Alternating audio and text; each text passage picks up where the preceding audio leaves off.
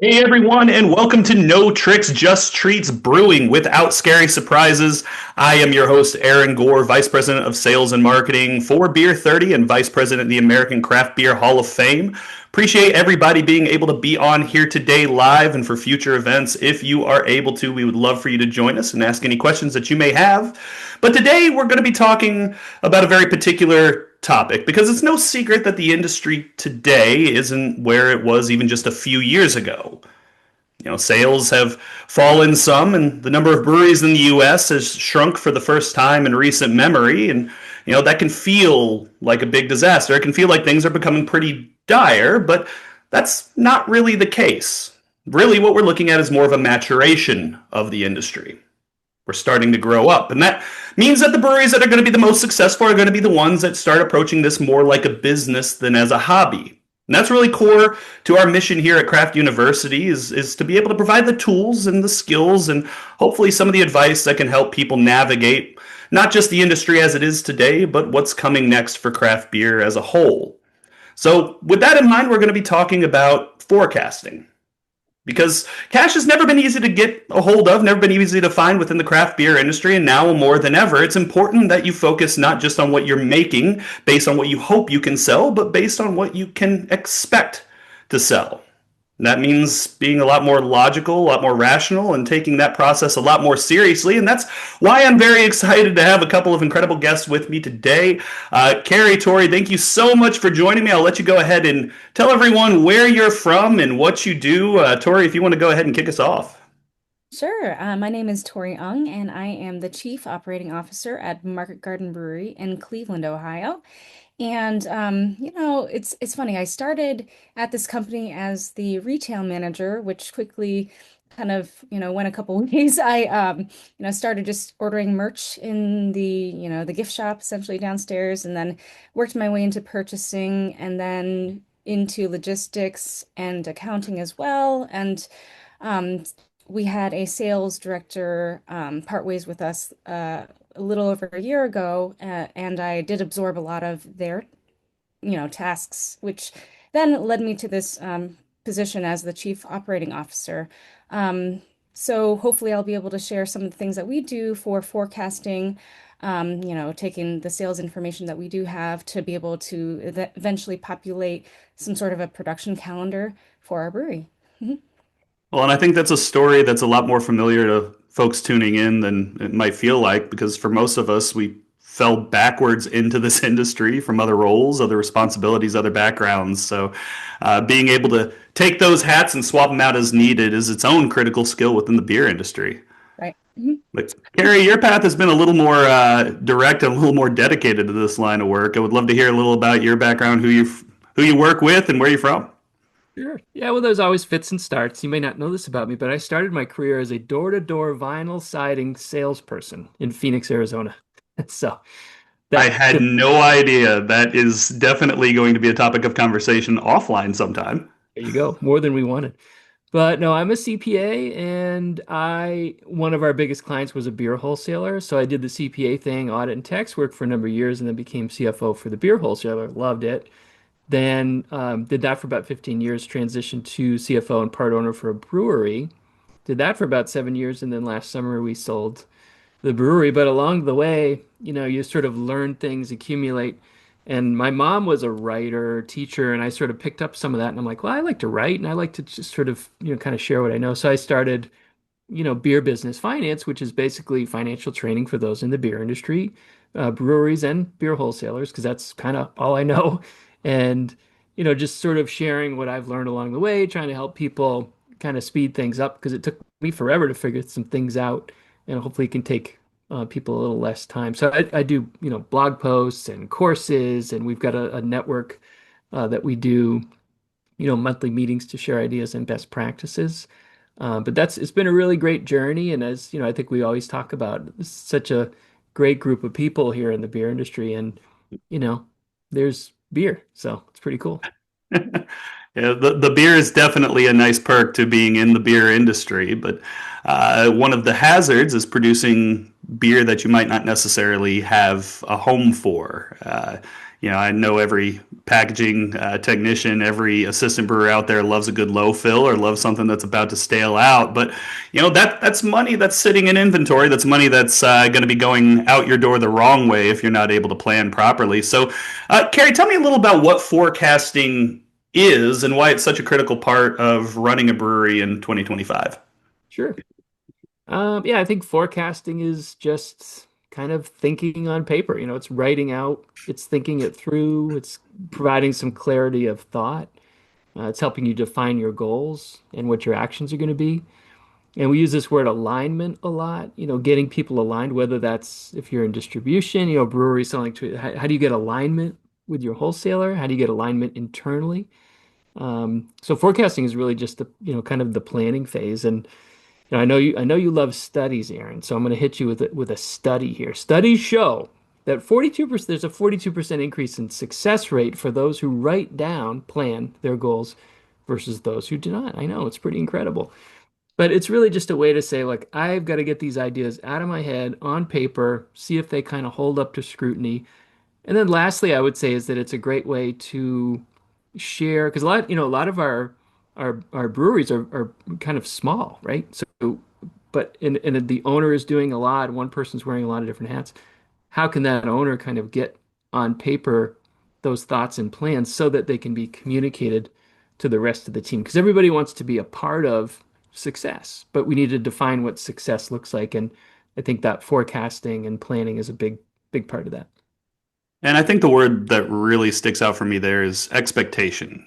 Because a lot of times I see people who look at the word forecasting or look at the concept of it and they think you're supposed to be reading the future. And to a degree, you're trying to predict the future, but it's as much about making sure everybody's playing from the same playbook and has the same expectations.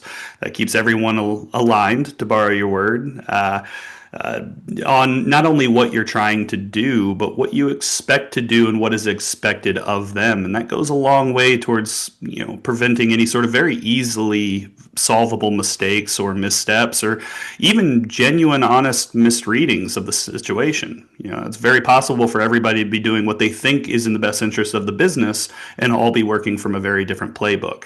Having things written down and forecasted goes a long way towards preventing that. But Tori, with Market Garden, it's a little bit of a different scenario than selling, large scale to a wholesaler, since so much of your sales are going directly through your own two tap rooms.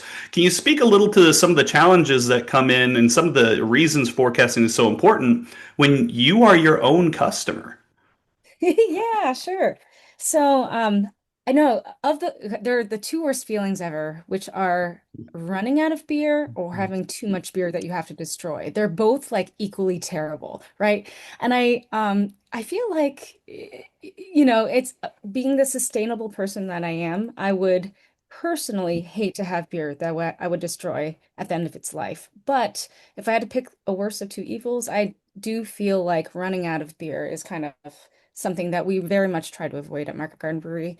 There's nothing worse than not having our own brands at our restaurants, and even outside of our, we do have like a little campus of brew pubs we call it a campus. We have a couple different bars and restaurants within very close proximity of our brewery. Um, so, it'd be embarrassing if we ran out of beer at our own places. But in addition, when we do send off our beer to our distributors, we're in fear of losing handles and placements out in the market, and that's just something we can't afford in this climate. Um, so yes, definitely try not to run out of beer. Trying doing our best to really, really make it work. Um, but yeah, we are very thankful that we are able to sell a lot of our beer right across the street to our own locations. Mhm. And that certainly helps capture some of that margin as well. And at least you have a greater level of control, which is absolutely key. And that's one thing I would drive home to folks is remember when you're doing your forecasting, your tap room is a customer and they should be weighted the same as any other customer that you may have. And in a lot of cases, they're going to have a much bigger impact on your actual profit margin at the end of the day.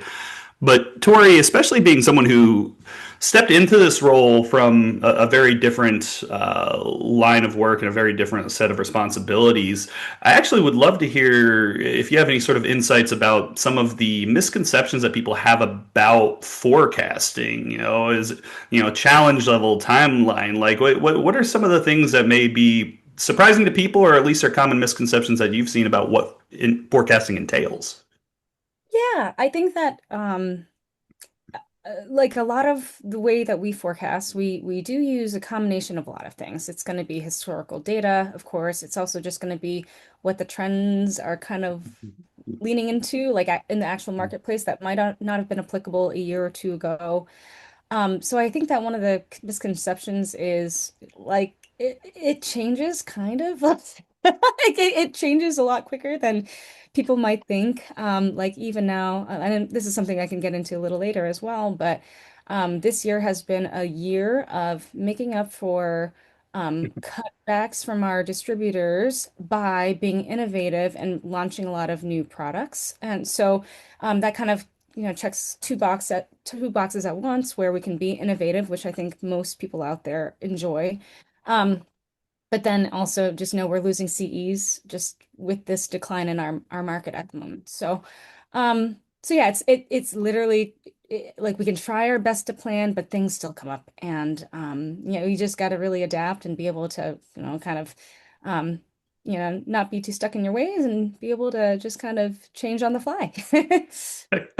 Oh, flexibility is definitely the superpower of small breweries, and I've always loved Mike Tyson's phrase, "Everyone has a plan until they get punched in the mouth." And boy, has this been a year of our industry getting punched in the mouth, where even holding steady and staying level constitutes a win. But before we kind of dive into that long view and dive into how you play a bit of aikido with your own forecasts and your own numbers, but Carrie, can you speak a little to some of the key data points, some of the key pieces of information that breweries really should be tracking? That way they can even approach making an accurate sales or production forecast.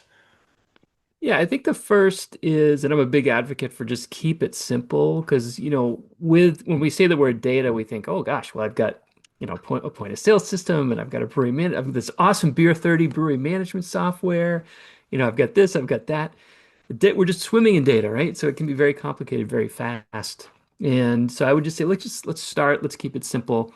There's this sort of accounting analysis term called rate and volume. So you want to do a rate analysis volume. So all that means is if we think about your tap room, the rate is what's an average guest check? What are people spending when they come in? That's the rate. And the volume is how many people are coming in.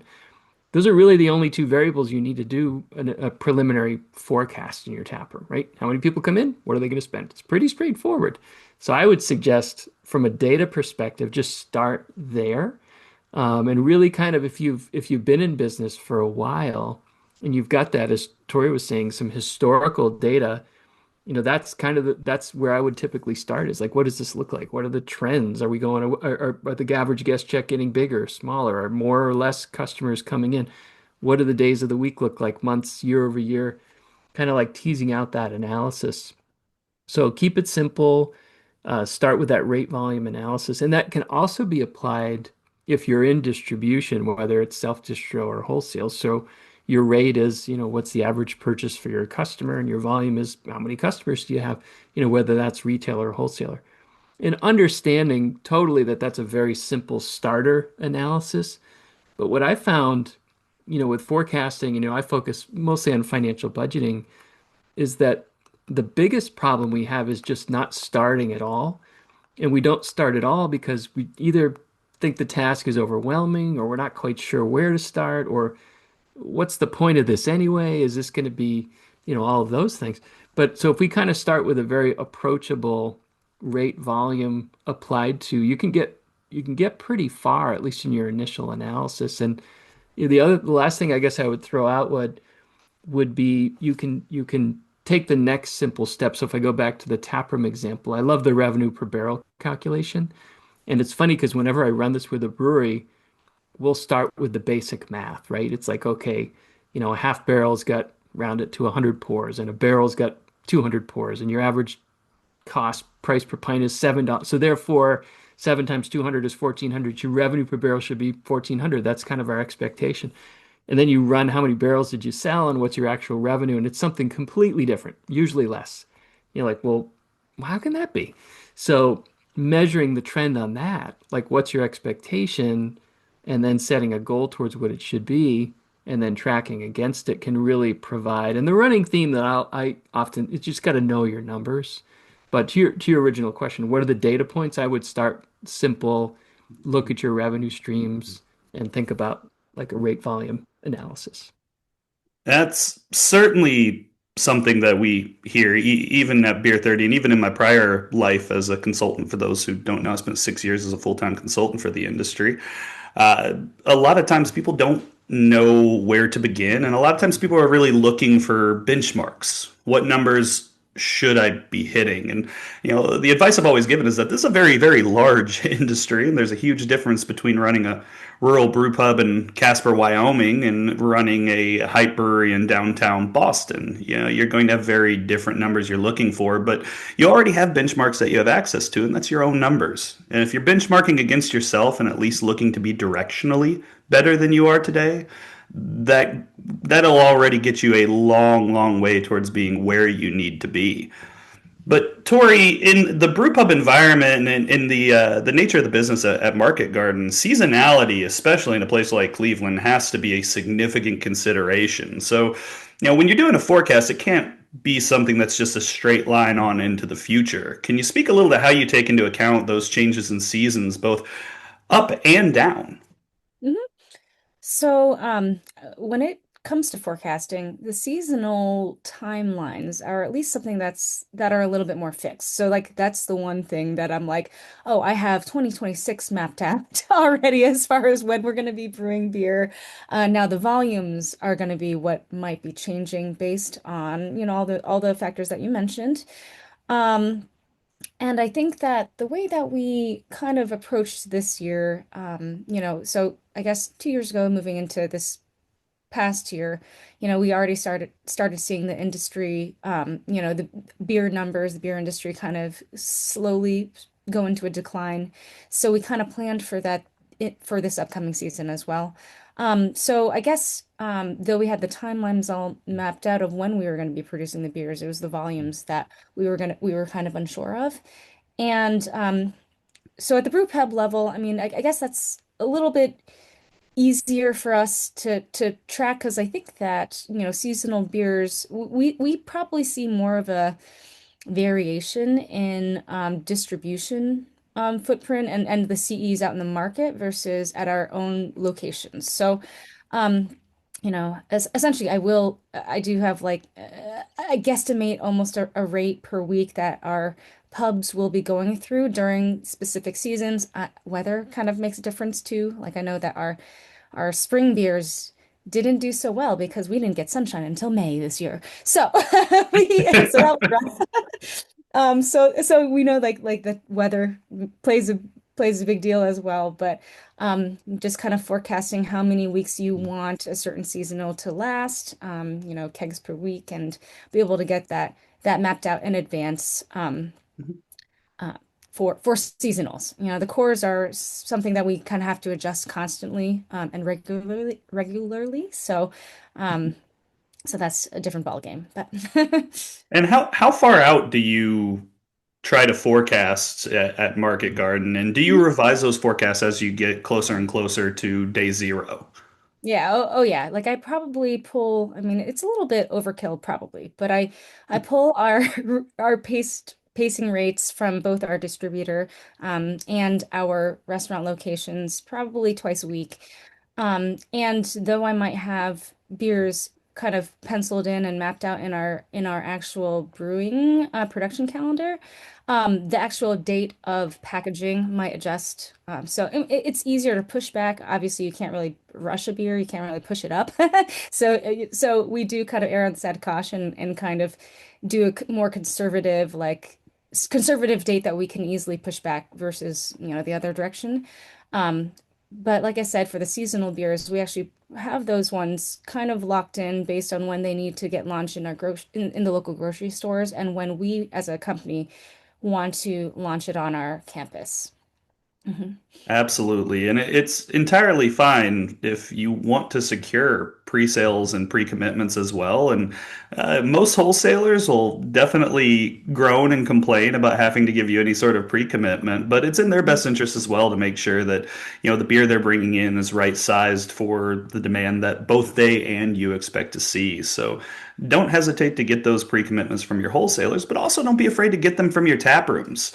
A lot of times we tend to treat tap rooms as an opportunity to push beer rather than using those as another demand signal and a way of being able to pull those demand signals for your production team to know exactly how much they need to be making, and then in turn how much they need to be ordering of grain, hops, and yeast, and everything that they need to be able to do their job successfully. But missed sales do nobody any good, and excess inventory does nobody any good. So, Carrie, when it comes to financial planning, inventory is equivalent to risk in a lot of ways. How do you make sure that you're planning far enough out in advance to make sure that you're not going to run into any issues, even being able to grow into your own success with cash being so short for a lot of breweries? Well, I think it starts with just having a good sales forecast because usually that's, the production is derivative of what you think you're going to sell, whether it's through your own tap room or out in the market. And it's at best in an exact science, but I think it's you got to do the work to put numbers on paper. And then I think there's sort of there so we've heard of these sort of the mindset issues, right? Sort of a fixed mindset, which you might think, well, I created the forecast, it's fixed. We got to versus maybe a more flexible, which is really more aligned with what reality is. So to be able to create a flexible, not only a flexible tool, but I think a flexible mindset. So, Tori, you mentioned like, do you adjust? Yeah, you have to adjust. And I would say the same for a financial budget or a sales forecast or a production plan is that hey, stuff happens, you got to be able to adjust that. But I think it starts with at least taking the approach of we're going to forecast this out for a period of time and we're going to go into it understanding that we need to be flexible and change with what the market might throw at us so that that's okay, because I do think there's some holdover, old school thoughts of no, the budget is what the budget is, and we don't change the budget because we've got commit. Well, that's not reality, and that leads to a lot of frustration because people are like we've been working with this budget for 10 months. We knew it was wrong, and after the first quarter, well, you can fix it. But what I found is interesting is, these are hard because a lot of what we're trying to do is predict the future, which as we know is it's just not possible to get it right. So I think to give yourself some grace, if you will, and say, look, and go back to that quote of, plans are useless, but planning is indispensable. I think plans are useful too, but it's that process of building that muscle of planning and forecasting and learning from and iterating. And I'm a huge fan of these, financial, call them what you will, financial huddle, weekly stand-up meetings, but it's a way that, and I like what you use pacing data, so you can really kind of see like where are we at right now, because I don't need to know 2 or 3 weeks after the month end to see how I did. I need to know like right now, how did I do last week, and what am I going to do in the week coming, so that it's that real-time engagement. So those meetings can be a place to really do that. What did we think was going to happen? What actually happened? Let's course correct. And you improve. The more you do it, the more consistency and iterations, the better you're going to get. So I think that's a big part of this is just trust the process. Uh, Give yourself a little space to make mistakes because you're going to. It's an inexact science, but you will get better. And then you'll get a sense of control, because a lot of what we're talking about is uncertainty. There's a lot of uncertainty in the market, but we don't want uncertainty internally with our own numbers and our own systems. So something like a financial huddle can help build that muscle, so you have that certainty in what's going on, at least within your own walls. Yeah, the surest way to miss a budget is refuse to adjust the budget. And one of my favorite quotes is from John Maynard Keynes, famous economist, having a conversation with an intellectual competitor.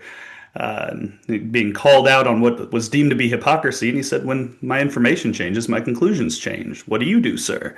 I think a lot of us need to be a little more humble about the fact that this industry is very fast moving and very fast changing. It happens in dog years relative to the average CPG industry. And as long as we're focusing on where we are at today and how we've done compared to our expectations and then revising our expectations, that's the first step.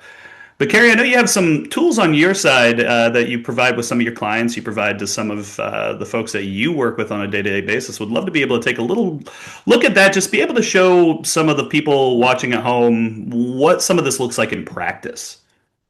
Yeah, and most of my work is on the financial side, right? So we'll be forecasting, like if we talk about a sales forecast, gross margin forecast, operating expenses, cash flow, all those things.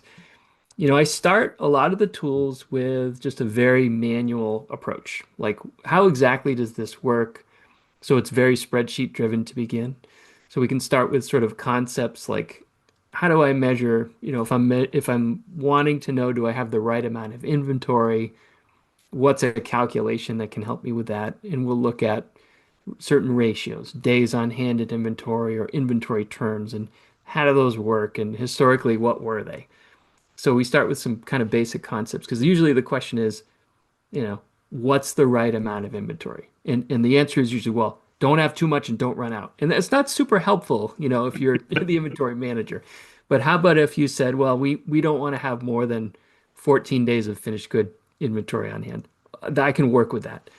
So we start by defining what your goal is from a quantitative standpoint, from a ratio standpoint, and then we kind of track towards that. So what are the tools to do that? It can be as simple as a spreadsheet where I pull a couple of data points and maybe I'm updating this weekly and I'm bringing that to our financial meeting. And I'm saying our goal is 14, we're at 18 and a half. We're going to kind of, maybe we want to think about dialing back production a little bit. And then there's a conversation so that it can be collaborative, but it's around a measurement. So that's sort of a granular look. And then if we kind of pan back and we say, what tools are there? I usually start the financial forecasting again, either in Excel or Google Sheets or keep it simple because I can kind of control the environment. It's like I know. And then when it gets to the point of, okay, now I need a flexible budget, as we all know, Excel can be very problematic if you go in and you're changing stuff all the time. It's like that formula broke and that now I'm getting an error and it's just maddening. You spend all your time. So I use Reach reporting. It's sits on QuickBooks. It's very similar to Fathom. There's lots of different sort of analytical tools, but this one I particularly like because I think it's simple, it's relatively inexpensive, and it provides a lot of, I think light sophistication is the word that I would use. So it takes Excel and it prevents the bad things that happen. You can't break it. You can't get formula errors. It's more restrictive, whereas Excel is you can do anything you want. So that complexity is great, but it also leads to these problems. So Reach says you can't do anything, but you can do these things here. And that gives you enough latitude to create a flexible budget. And maybe more importantly, to make those updates on the fly, which is really what we're talking about here is how do you create a plan, recognize the plan's going to change, have a tool that whereby you can update it without the whole thing falling apart. And then have a tool where you can have different cuts at it too, like best case scenario, worst case scenario, something like this. So I particularly like that. And the last thing I'll say is that it provides dashboarding as well. So a lot of the, say, days on hand or inventory turn calculations, or there's lots of ratios that are helpful to measure, can be set up in more or less an automated fashion because we all love dashboards, and uh, a lot of times updating them can be a challenge and time consuming. But this is taking your source data, which I think is critical because a lot of times Excel's not source data. You're drawing it from QuickBooks or Beer 30 or and then before you know it, well, all your source data changed, but Excel didn't necessarily know that. So this tool has been very helpful for me in terms of source data. If it changes, I'm going to update it into the tool. And now we're always on the same page. I'm not constantly going, why'd that number change? So those are some of the tools that I use, but I think I would emphasize the concepts are as or more important to just fundamentally understand because it's that saying like Bill Gates would say like what software if you get a bad process software is going to make it much worse much faster right but if you've got a good Absolutely. process it's going to really get you where you want to go. Absolutely. And speaking of some concepts, one of the things that's come up a couple of times on this conversation has been the idea of, which is better, and not having too much or having too little product. And the right answer to your point, Carrie, and to your story is having the exact right amount is exactly what you want, but that's very hard to do. But in general, if you need to hedge, and the more uncertainty you have, the more you're going to need to hedge. For any of your flagship products or anything where you're going to have regular placements, hedge on the side of never missing a sales order. Anything that's seasonal or limited run or is driven by exclusivity bias, those are the ones where you want to short if you're going to go either direction. You don't want that sitting in excess, and you want a few people wanting it but not able to have it if you have to go one way or the other. So, in general, for seasonals and one offs, those are the ones that you want to go a little under inventory. In any of your flagships and any of your regular offerings, never miss a sales order because the quickest way to lose a placement is not have anything placed.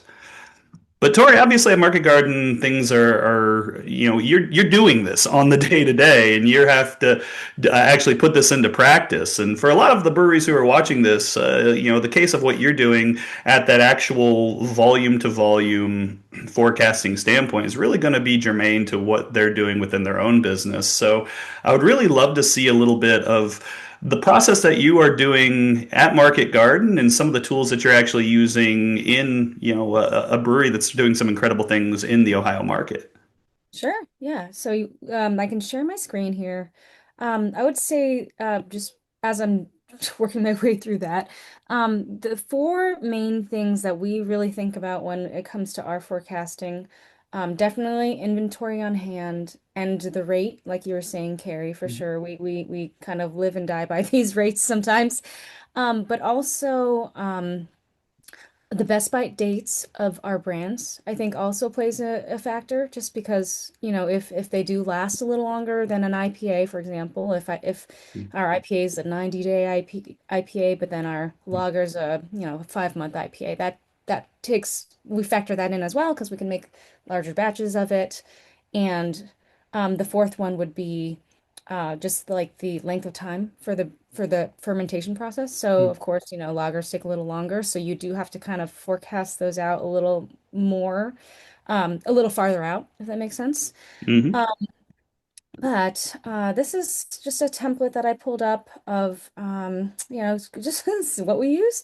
And it's a lot of numbers, but I only fill in like four things, so it's really over here, the way it's just kind of set up is, I just pulled a couple sample beers here. We have how much beer we have currently at our distributor. We're very thankful to work with one. And they do all the delivery for us and such. So we do ship beer to our distributor, and then we might have some of that beer in-house on hand. And it does kind of look like, ooh, we're running kind of low on this 6 barrels here. So just call that out. And then what I would do here is like if we have delivery going into our distributor, we might do two pallets, oopsies, like two pallets here, and you can see things kind of populate. Let's just say we need to pull back some six stools. I can go -10 and add in the 10 here. Obviously we can't send 16 because we don't have 16 in-house at the moment. But we do have some beer here. Um, that being said, I'm just going to keep moving on and then let's see. We have these 10-day rates are what we actually are pulling from our distributor. Whereas sometimes I know, like if you look at this example of this IPA down here on columns 26, 27, 28, these were our current 10-day rates, but I know that that's not necessarily normal for this time of year. And I think it was just kind of like a weird dip in the way that in the week, like it just so happened that not a lot of people ordered IPAs this past week. Maybe they were just engrossing pumpkins. But why I have a projected column is we do anticipate that those numbers will kind of bounce back in the next, week or two.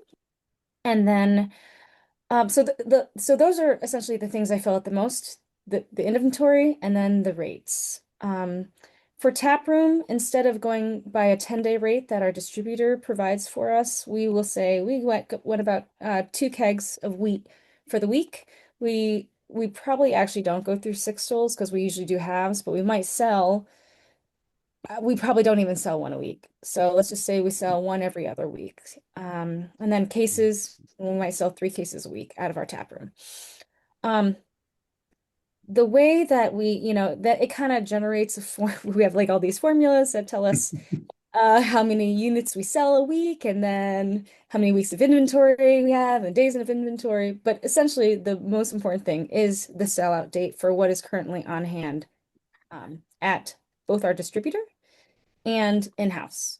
And I guess if you look here at our inventory, you see that we have quite a bit of our wheat beer in-house. So we also have this on reserve to at some point send to our distributor, which gives us kind of a different date. But the big sorry, a lot of word jumble just to say we're we're gonna run out of beer at the end of November, so we have it on schedule to package on on the 12th of November. Um, and I could extrapolate this out a couple more batches if needed. Just for this exercise, I didn't do that. But I wanted to just kind of come down to this IPA example. So these projected rates, that's more or less what it should be right now. But if we did, for example, if we just kind of went by the current rates hard and true, it looks like all of our sellout dates, holy moly, they got pushed back so far that I'm gonna have to push this batch back by like a month, and that might not, hopefully that isn't the case, but if I wasn't confident that these rates were going to kind of bounce back, um, then that's where the adjustment comes into place with our um, and so I guess if I just want to just quickly jump into the calendar, it's not pretty at all, but this is kind of like a hodgepodge calendar. And I had in the previous example, the wheat is there, the Pilsner's here. This IPA would be moved back to somewhere else, and we just have to kind of make it work and squeeze it all. And um, thankfully, after this point, I can hand it off to our director of brewing operations, and they can kind of deal with the tank space all over on this side. So I don't have to worry Tank about like, Tetris. so then essentially, I mean, in the nutshell, it's just like, okay, well, the wheat beer that is right here, this for this week, is getting packaged right here. Hey, when I click on buttons, can you guys see that? Like when I click Yep. on stalls? Cool. Okay. Yep. So we just know it needs to go in a tank the week of the 13th up here. So this is the Tetris. I mean, it's definitely more complicated than this when it gets to our director of brewing ops, but it's I mean, I kind of am embarrassed at how it's like a Google Excel sheet, and we just color code it, and we just make sure to squeeze things in. And if I needed to move this wheat back, we have time here to move it. Uh, Well, and one of the things that I know this can look intimidating to a lot of people who are watching this at home and saying, "Man, I don't even know how to get started on building something like that." And truthfully, if you skilled enough in Excel, you can probably build some of the stuff that you really need within there. But if that's not your area of expertise, or even if you just have other things, other hats, other things that you have to focus on around this business that you're running, if you are using some sort of brewery management software, whether that's Beer 30 or one of our competitors, any good brewery management software will have this as a function that you can access. So at Beer 30, we have full material resource planner, sales forecast, production forecast, but whatever tools you're using, try to leverage them as much as possible because they are intended to give you time back for some of the areas that you can't necessarily build from scratch. But a tool like this, like what they have at Market Garden, gives you everything that you need to be able to plan your sales and use that as a way of informing what you're actually producing. One of the things I do love, though, about your sheet, Tori, is that projected column. Because one of the things that a lot of people get so locked into, and this goes back to what you were saying before, Carrie, is this is what the numbers say, and this is exactly what is upcoming. This is our current rate of sale, and there's always going to be an element of intuitiveness and human input into this because you can't hard code a formula that's going to calculate changes in the market or new points of distribution distribution you're adding, or just the vibes in the industry that you can feel from your customers about what's upcoming. So there always needs to be a level of human involvement into what that forecast looks like. And anybody trying to sell you a strictly automatic forecast that does all of it for you is definitely going to either under or over forecast you at some point if they're strictly working off of historicals. But the other thing that's hard to balance when you're talking about forecasting is how do you balance innovation in the process of having your brewers involved in what beers you're producing, that creative process that creates inspiration and interest in the customers, with a process that's really forward looking and saying, here's what we've done in the past.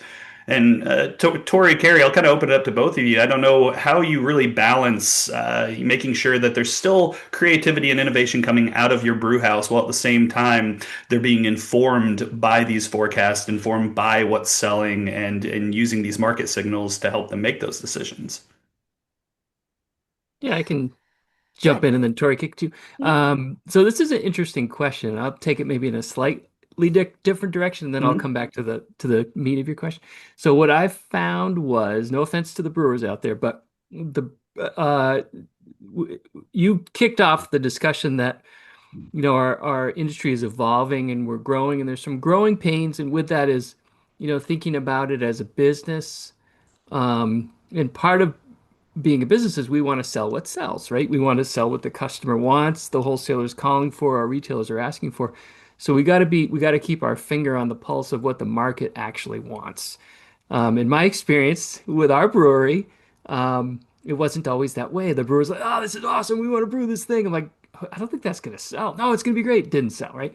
So you'd be like, Please keep making Czech dark lagers. I know there's only like a handful of us that drink them and it's all industry people. Do not listen to Carrie. He's 100% right, but damn if I am not glad folks are making them in spite of it. "There's a We time had and a one of those place." this year. Yes. So I would say that's my sort of deviation. But then if I come back to the core of your question, like I like this, and I hate to keep coming back to Google, but they do have some pretty interesting ideas. So they have a model, they call it a 70-20-10 innovation model, right? So 70%, and you can play with the numbers if you want, but 70% is we need to focus on our core business. We need to focus on our flagships, seasonal special releases, flanker brands, those things that sell. This is the core of our business. 20% can be related or adjacent to that core, and 10% can be experimental or innovation. Now, you may go with different numbers if you like, but I kind of like a formulaic approach because then it kind of gives people that space to say, we're going to focus on what pays the bills and where our growth drivers are coming from. But we also need to innovate and evolve because if we don't, we're going to get left behind. So that's where that sort of what percentage of our, say, resources are allocated towards or our, time or, market strategy is going to be on new things, innovation. You might even call it like moonshots. Like I'm going to get some crazy thing out there. What are the trends and what do we want to kind of jump in on? But so the 70-20-10 can kind of maybe keep people, at least this is our game plan, and provide the innovation without kind of letting the tail wag the dog, if you will. Absolutely. Tori, how about at Market Garden? How do you, I don't want to say keep your brewers in check, but coming from the sales side of the industry, how do you keep your brewers in check? You know what? I feel like we are all kind of feeling the pressure a little bit. So the brewers are, you know, they're standing down, and they're I'm just kidding. Like We're all going to get in a they're little bit of trouble from every brewer listening after this. So, I mean, they're very responsive. They're great. They're it's like, hey, we think that, we heard at CBC this past year, things are leaning towards more flavorful products. People like fruity things now, and definitely going to the seltzers, RTDs, and such. And they've been it's great to brew beers and the beers that you love, but it's not great to not make money. So it's definitely like a little bit of a balancing act. And they've ours have been great at just kind of experimenting and trying what we are hoping will do well in the market based on the trends. Mhm. No, absolutely. And it is a challenging relationship between the people who are closest to those market signals and the people who are really creating the beer. And we joke, but it really is the case where the sales team, the marketing team, the taproom staff, even a lot of times, they're the ones who are really able to set the table. You really need the brewers who to be able to decide what meal should go on the plate. And when those two sides are working best together, and those signals are making it back to the brewery team to be able to interpret that into creativity and innovation and art, which is, at the heart of this industry, that tends to lead to innovation that makes money as opposed to innovation that is a pure moonshot or a pure lark of passion. Um, which is always a challenge because at the end of the day, if the lights don't stay on, we're all in trouble. Um, but obviously, the forecasting process is meant to inform that. What are some of the mistakes, though, that you've seen either in your own experience that you've made and your team have made, or ones that you've seen other breweries that you've worked with make when forecasting that have potentially had a deleterious effect on their breweries themselves? Did you just say deleterious? You're going to I need to. did indeed.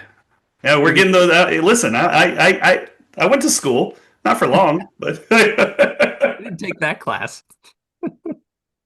Well, I would chip in, what's the biggest mistake? It's not really dedicating the time and energy and effort that it deserves, because it does take that. It takes those things. So the biggest mistake in forecasting is not forecasting or not taking it seriously or not iterating or even just coming into it with the feeling like what's the point? I can't forecast what I'm going to have for dinner tonight. How am I supposed to forecast, the next 4 to 6 to 12 weeks?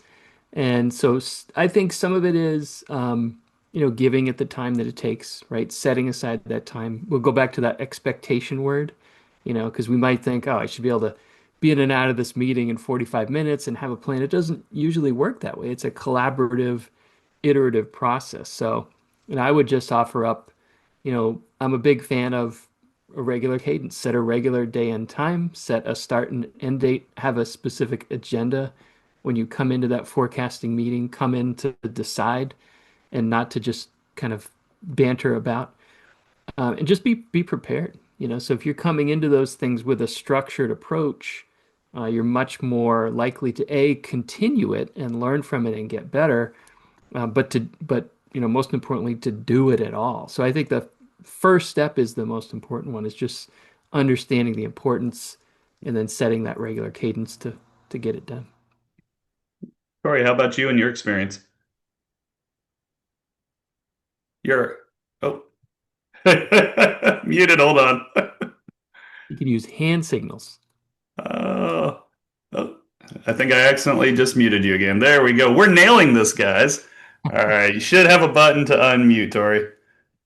There we Sorry, go. there was some background noise, so I was like, let me mute myself real quick. But then when I tried to unmute myself, it said I couldn't. So, um, yeah, the forecasting, it's tough. I mean, I think that especially, I was talking about how, our core brands, we're thankful to have been around for long enough that we kind of have a little bit of like do rely on our core brands to have a certain volume, a quarter or a year or whatever. But all of the new ones, it real that's hard. If you're launching a new brand into the market, like we even kind of got caught this year where we had a brand new lime lager, and we didn't realize how quickly that was gonna die as soon as August hit.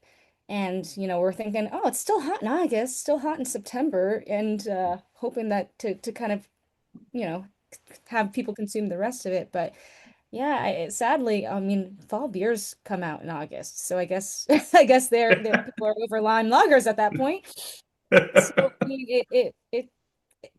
it happens. At least the one thing that I feel like kind of reassured us a little bit is to my point earlier, where it's really really stinks to have to destroy perfectly good beer, but we actually kind of also create per brand a little calculation that says we're willing to destroy this much beer if we can get X amount more in sales than we normally would have.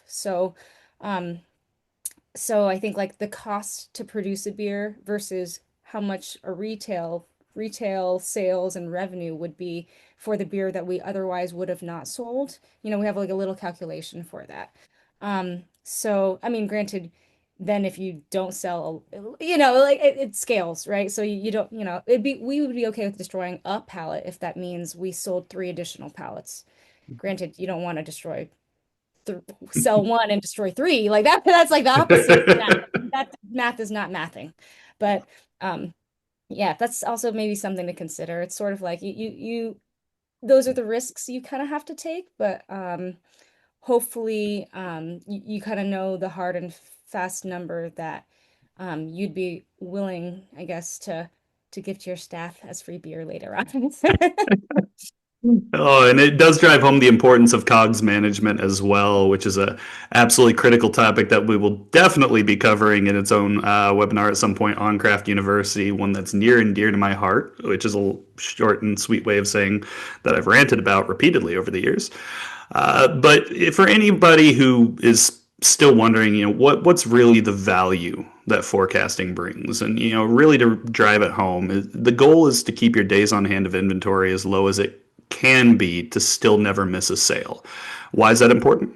Well, for the average small business and the average small CPG business, you want to keep at least 3 to 6 months of cash reserves on hand at any given point. That's your hedge against the fact that this is an industry that's A, highly seasonal, so you'll be cash poor during the winter, and B, it changes quickly, so things can happen fast and you might need to rely on those cash reserves.